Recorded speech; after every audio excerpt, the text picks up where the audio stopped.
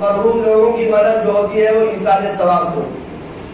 اور قبرستان کھل جائیں گے تو ہمیں پتہ چلے گا ہماری حقیقت کیا ہے.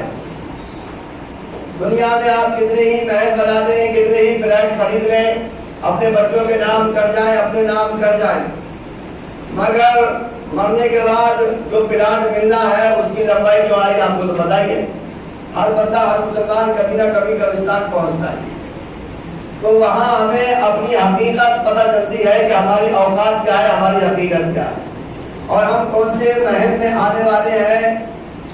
آپ برسات میں قبروں کی حالت میں دیکھیے, کسی کا کٹا نکلا پڑا ہے, کوئی آدھی گری پڑی ہے, کوئی ادھر گری پڑی ہے, کوئی ادھر گری پڑی ہے. بڑے بڑے راجے مہاراجے بادشاہ وقت اپنے وقت کے انہی قبروں میں لیٹے ہوئے ہیں. نہ کوئی مارمر ہے, نہ کوئی فرش ہے, نہ کوئی پیولی ہے, نہ کوئی ڈیکوریشن ہے, کچھ بھی نہیں ہے. کوئی مٹی کا گھر ہے, اسی میں آپ نے سمانا ہے. تو قبرستان پہنچنے سے بہت فائدے ہوتے ہیں. انسان گناہوں سے بچتا ہے, آخرت کی یاد آتی ہے, انسان کو موت کی یاد آتی ہے. اور جو ہمارے مرحوم بھائی ہوتے ہیں, وہ بہنیں ہوتی ہیں, ان کو بھی فائدہ ہوتا ہے کہ ہم جا کے کچھ نہ کچھ پڑھیں گے. قل اللہ شریف تو ہر مسلمان کو یاد ہوتی ہے, زیادہ نہیں ہے تو کم سے کم قل اللہ پڑھ کے ہاتھ اٹھا کے دعا کر دو, یا اللہ جو کچھ بھی میں نے پڑھا غلطی معاف کر دے, اسے قبول فرما. اور حضور کے واسطے جتنے بھی ہیں یہ مسلمان بھائی بہن, ان سب کو اس کا فائدہ پہنچا دو. تو بہت بڑا فائدہ ہوتا ہے, مردے خوش ہوتے ہیں. اور جب مردے خوش ہوں گے تو دیکھیے مومن کی روح آزاد کر دی جاتی ہے. مومن کی روح آزاد کر دی جاتی ہے. اس کے لیے قرب اور دور دونوں برابر ہیں. دوری اور نزدیکی اس کے لیے برابر, روح کے لیے, سول کے لیے, آتما کے لیے. تو کبھی آتما مدینہ جائے گی, کبھی مکہ جائے گی, پاسپورٹ کی ضرورت نہیں ہوتی.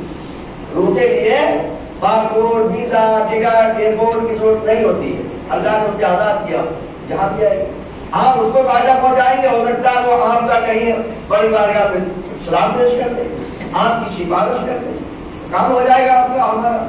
تو ہمیں چاہیے کہ ہم اپنے مسلمان بھائیوں کو اپنی دعا میں آئیں. جتنے لوگوں کو آپ دعا کریں گے, 1 کروڑ, ایک ہی سیکنڈ میں 1 کروڑ نیکیاں آپ کو لے جائیں گے.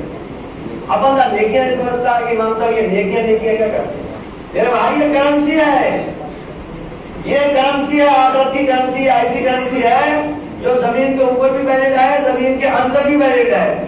یہ کرنسی ہے, یہ دولت ہے, یہ سمپتی ہے, یہ نیکیاں. کیونکہ ہر جگہ کرنسی کا نام چینج ہو جاتا ہے. کہیں روپیہ ہے, کہیں ڈالر ہے, کہیں ریال ہے, کہیں کچھ ہے, کہیں درہم ہے, کہیں دینار ہے. تو نیکیاں بھی یہ کرنسی ہے جو ہمیں ہر جگہ کام دیتی ہے. مرنے سے پہلے دل کا سکون, چین ملتا ہے, اور مرنے کے بعد روح کو, جسم کو, ہر ایک کو سکون ملتا ہے. اس کو سمجھو, آخرت کی سمجھو. دنیا میں کوئی بچنے نہیں آیا ہے. دنیا میں جو بھی ہے وہ فنا ہے. چاہے خود مر جائے گا, کوئی کسی کو جیل میں مار دے.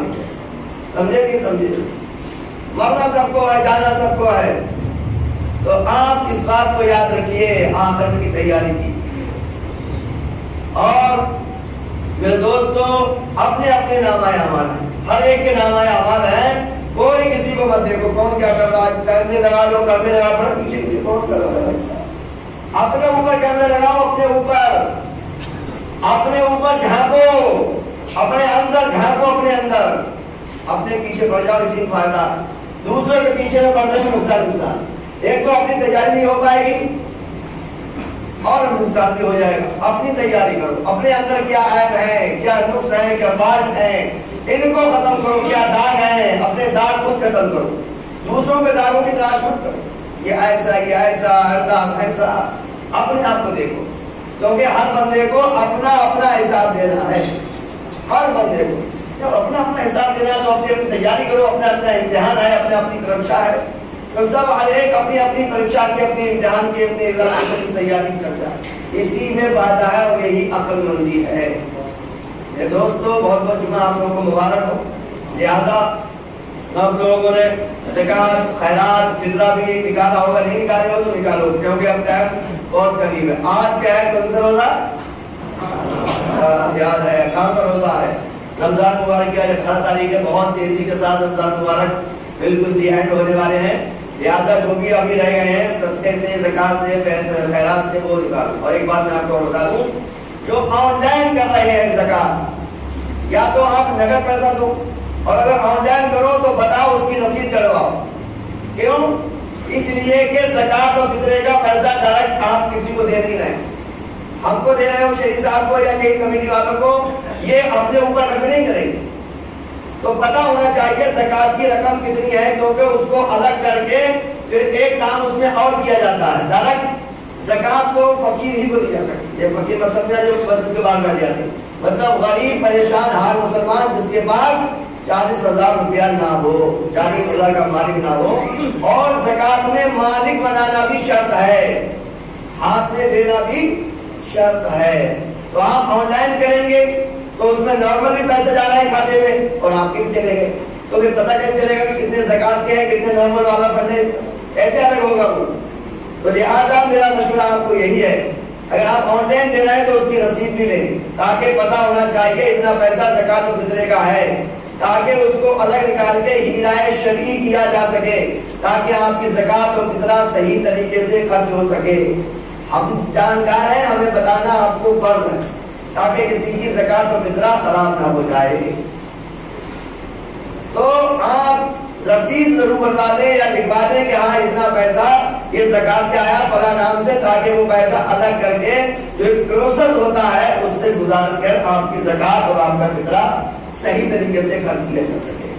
کیونکہ یہاں مدرسے میں خرچ ہوگا، کھانے میں خرچ ہوگا، مدرسوں کے تنخواہ میں خرچ ہوگا، تو ڈائریکٹلی تو زکات آپ کی خرچ کی نہیں جائے گی۔ اس کو گہرائی سے سمجھیے، زکات بھی دینا ہے اور ہوش و حواس کے ساتھ دینا۔